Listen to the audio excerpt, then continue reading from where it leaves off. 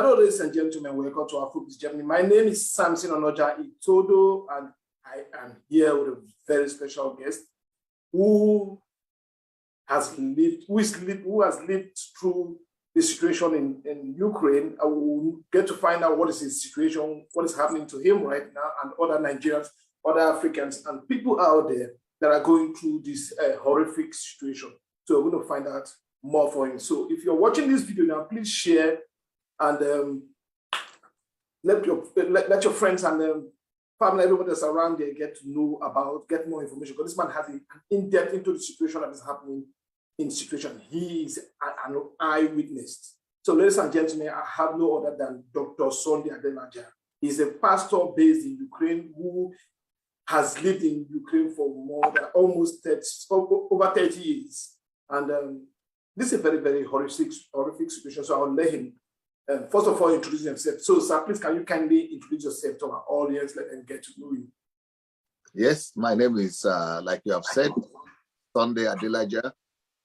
I'm a pastor in Ukraine, or I pastored in Ukraine, and until this crisis that just started last week, that now got me in a situation whereby I have to be hiding, and I'm on the run, so to say, right now because of the situation in Ukraine. So, please, can you tell us what is the situation like right now for those still in Ukraine there? For those still in Ukraine, either you are a Ukrainian foreigner or a Black, most of them are hiding in bunkers or in underground buildings, or even underground train stations or metros, we call them. Those are being used like protective bunkers for citizens. So some houses also have designers bunkers, but life is not comfortable in the bunkers. Of course, it's cold, it's wet. It could be, it's not life at home. So there might not be food there, there might not be drinks there might not be amenities. Sometimes it will be dark. So, but it's better for them to be there than to be in the house that could collapse on them at any time. So, are you still getting information from Ukraine? Do you get feed of information? Do you still interact with somebody in Ukraine to tell you how the situation of things with those that you left? Do you have a link? Oh yes, I'm linked. I have connection with Ukraine each time, not all the time, unfortunately, that I have internet connection. But for some, I think people in Ukraine even have better internet connection than people of some of us who are on the move. So I'm constantly in touch with my house, with the situation there, with my street, with the city, with the church, with people from all over the country. Yes. And when did you finally come to that conclusion that, okay, I need to move? Now, what did you see that make you decide now this is the time to move? We have different people in our church, a lot of different people that, because I was trying to stay back, even my wife, both of us stayed back. But we first of all got information from the American government that they had a list of people to be eliminated or to be destroyed, something like that, after they take over the capital. And so some people who are highly placed in our country, in Ukraine there, who are Ukrainian and also believers, got in touch with me and said, I'm on that list because of the influence and because of what God has used us to do in that country. So that leave now, because tomorrow will be too late. And so that's why we have to take the decision instantly and have to leave, flee for our lives. So you said your name was on the list. Why particularly has Putin paid so much attention to you? Why are you a target? Oh yeah, we have been a target. We have been in conflict with Vladimir Putin earlier on, since 2005, because most people are only seeing is negative side now. But someone like me, I've not just seen it for over 20 years now, for almost 20 years, but I've also experienced it. So our church is a very dominant force in that part of the world, not just in Ukraine, but in Russia and all the former Soviet Union.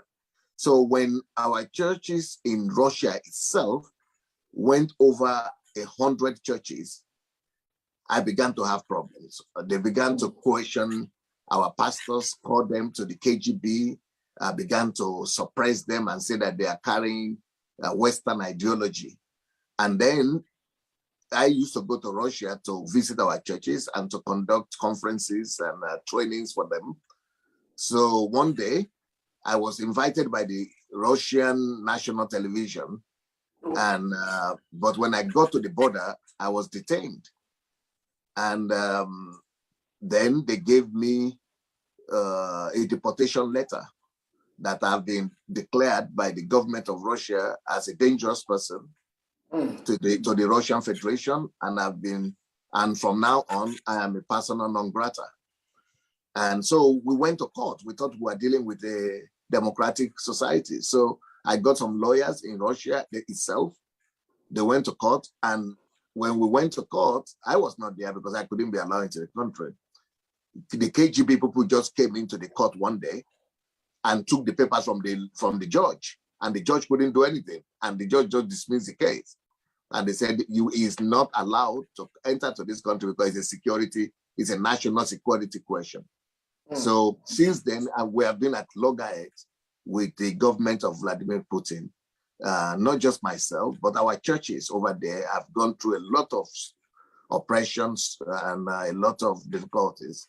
So even some of the questions, problems I was having in Ukraine, I began to have problems after that incident. I began to have problems in Ukraine. And the American embassy informed me that some of this situation I was going through was connected to pressure from from Russian Federation, because the government that was there at that time was very well connected to Russia. So the Russian government was using them to reduce the influence, because they thought the explanation of Vladimir Putin and his government was that I was an agent of Western values. Is there anything in particular is there any sermon in particular that you have preached in your church that you think will give them this suspicion? Oh, yes. I am a strong believer in national transformation. That church should not just gather in church buildings, but that church must penetrate into every sphere of the society and attempt to bring the kingdom of God into that society, either into politics, into the economy, into finance, into education, into science, and that the presence of the church must be felt in every area of any given society. So when our people began to take over, not just in Ukraine, but also in Russia, they now began to see me as a threat. Crazy. Listen, ladies and gentlemen, I'm still speaking with Dr. Adelaja. He's a pastor that is based in Ukraine, but is now on the run because of he's just rightly said, he's a target. The Russian government had his name on the list of those that would be eliminated. And we're speaking to you. So what's the fate of I guess there are some Nigerians and other Africans in your church. What are they still there, or what is the situation with them? Yes, our church really doesn't have too many Africans, but even if it is just one African we have, it is still a lot. So our church is 99% white people, Ukrainians and other Europeans, but Africans are only about maybe less than 200 in our church. So, but still, that's, we have to care for them too. And apart from the Africans that are members of our church, there are a lot of other Africans that are studying there in the society, and even the embassy. I have very good close relationship with the ambassador and the embassy, because I'm one of the oldest and the most visible African in that country. So our ambassador and embassy are very close. We work closely together. So just a day before this whole thing started, I went to see the ambassador to try to think of how to rescue Africans and how to protect our embassy and our image and all the Black people in that country. But if I would have stayed back, my plan was to stay back with my wife. I thought I would send my wife eventually, but I thought I would stay back until I got that intelligence information that had to make me to leave. So some of the Africans, we took them to my house, and so they are in my house right now and in the bunker there. And not just with Africans, but even other church members who are Ukrainians are there too. But, you know, my house can only take so much. But the government is providing bunkers also for people all over the country, even in the dormitories, in the hostels of students. Are you in contact with a lot of, I guess since you've been there for that long, you have contact with Nigerian students who people, because I know a lot of Nigerians go to Ukraine to study. I even spoke to somebody a few days ago. Was there any plan? Because this has been brewing for some time. We are suspecting that this is going to happen. Did the Nigerian government or the Nigerian embassy have a plan of that's advising the students on what to do? Have there been a plan on the ground before? You know? Yeah, you see, the American government had been warning that Vladimir Putin was going to do this. But to tell you the truth, even me personally, I refuse to believe it. I couldn't believe it. I thought it was just propaganda, American propaganda, and it's just a fight between America and the Russians, and that Russians would never attack fully Ukraine. That maybe they will attack the eastern region, the two republics that they wanted to take, that they would just take those, cut that one off, cut those ones off, and leave the rest of Ukraine. But that they will attack, almost nobody believed in Ukraine itself. Maybe people all over the world believe, but in Ukraine, even the president of Ukraine didn't believe. I mean, people are saying this is not possible. So, but only three countries, America, England, and Australians evacuated their people before then, because they have some intelligence that they couldn't share openly with other people. So most other people were caught unexpected. Crazy. So would you believe now that you're safe somewhere now? You're out of Ukraine as it is now. You're safe where you are. I'm still on the way. I'm still on the move. Yes, I'm not settled yet. I've not arrived at a particular place to say that yes, I'm right now. So I'm still on the move. Are you aware of a certain number and some numbers that has been circulated in the Nigerian diaspora organization, Nigerian communities? They're circulating these numbers for certain Nigerians in Poland who of help to any Nigerians that is escaping from Ukraine. Are you aware of the numbers? Oh yes, one of them is my disciple. One of those people that the first person in that list is my disciple. He's my friend, my disciple, my follower. Okay, and if you want to ask advise anybody, like the Nigerian government or individual Nigerians who are willing to help other Nigerians or who have families in Ukraine, how can they be of help? In what way can one assist them get out of this situation? One thing that Nigerians in Nigeria back at home should know is that whenever they hear the politicians say that they are going to arrange evacuation of Nigerians from Ukraine, they should just know that it's a political talk. Now, I'm not against the government, and I understand their passion, their desire to want to help, but it's not practical. They are not telling the truth because they know that the truth is bitter. And to tell the truth now will make people to go against them. The truth is that even Americans cannot evacuate their citizens from Ukraine right now, the ones who didn't go. No country can evacuate their citizens. The only thing the citizens can do is to try to risk their lives, go through the bombings, and try to get to the train station.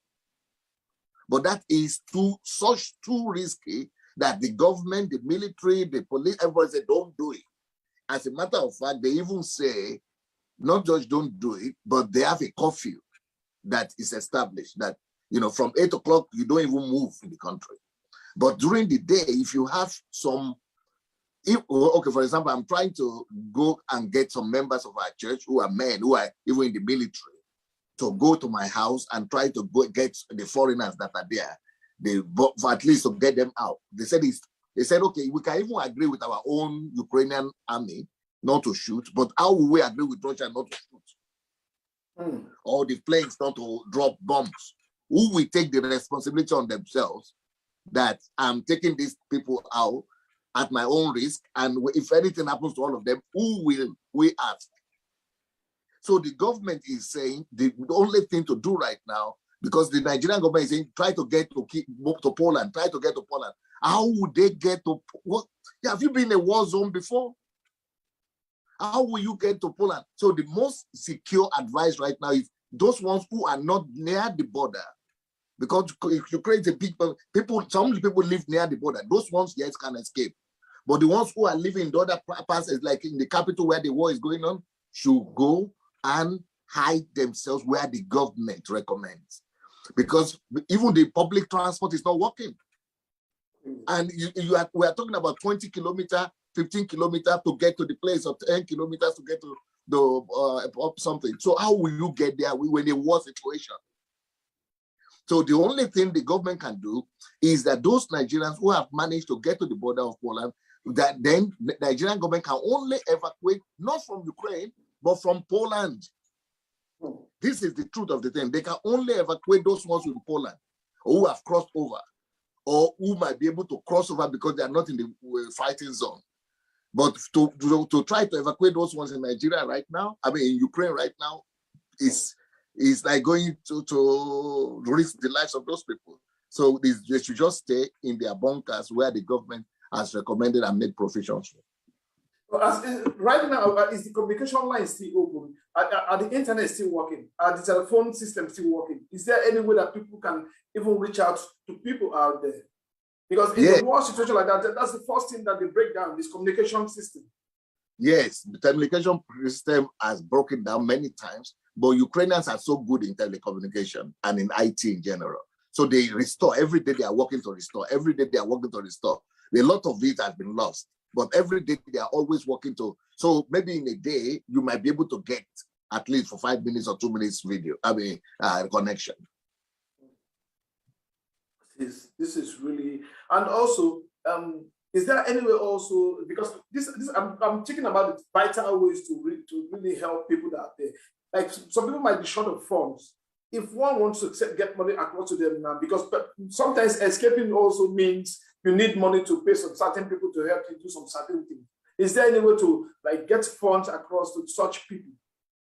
Yeah, there is. You can send money to them, but they will only be allowed to withdraw maybe a limited amount of money in a day. But how would they do it? The only thing, like for example, in our house, the people who are hiding in the bunker could give the money, the card or whatever to the administration, the person in charge of that place, that particular house, who we arrange when it is safe to go to the nearby ATM and get the money for them. So they are just like they are trying to, people go carefully, risk their life to go and get food and something for them. That's the only way. But they themselves cannot get access money now because the banks are not working. It has to be special arrangements. And do you foresee any end soon for this war? Do you think the Russians are going to hold back soon? I think, even Russians themselves have been calling for negotiation. So maybe it will be, that's one hope, hope dies last. So we want to hope that there will be negotiation and they will be able to reach an agreement. If there is no political solution, like sitting down together, then we have to prepare for the worst as for the country. That is, they might come and take over the country and overthrow the government, but their intention is not to harm ordinary people. So, like for parents of Nigerians that are there, they shouldn't think that they will target the children, the children, the students. But this is a war situation. You cannot determine where the bombs are going to land. That's the situation. It's not about targeting somebody, but the families are going to be worried because if you drop the bomb somewhere, the impact might be wider than you expect it to be. So, what's your plan from here, sir? What are you? What's the next plan? What's your next move? Where's your destination? If you get to your destination, what do you intend to do? I don't know. I never knew what it means to, a few years ago, all of us saw it on television. We saw the Syrians moving from Syria to Turkey, from Turkey to Germany, and some people were condemning them.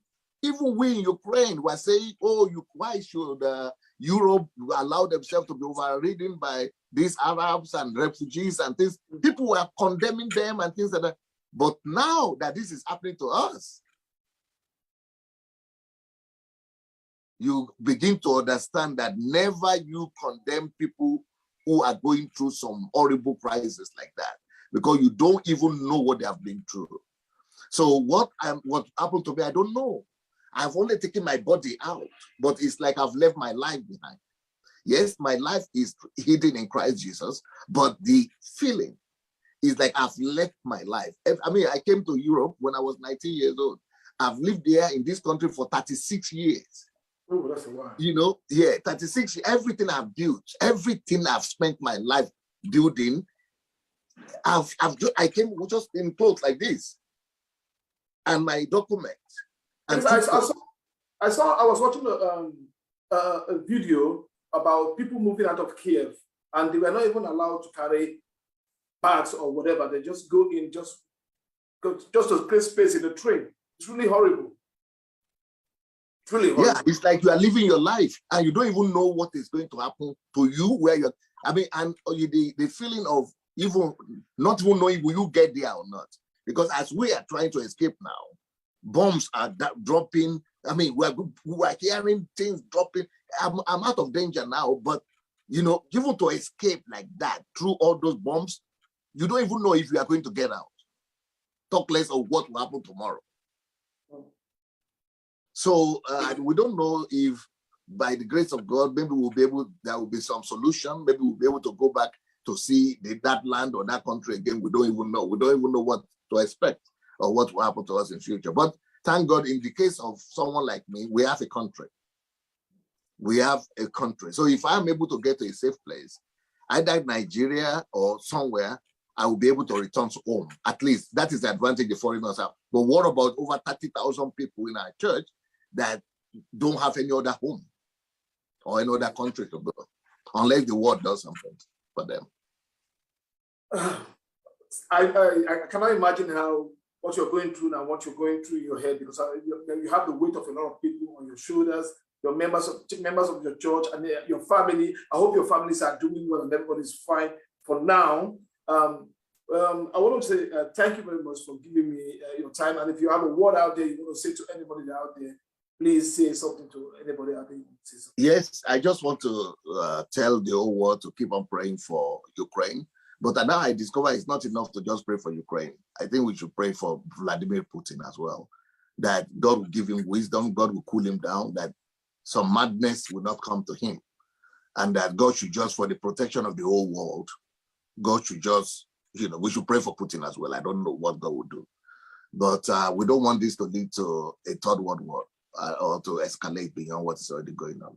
And pray for Ukraine, pray for other people who are suffering, that God's peace will reign, that the Prince of Peace will reign in all this situation in our world. Thank you so much.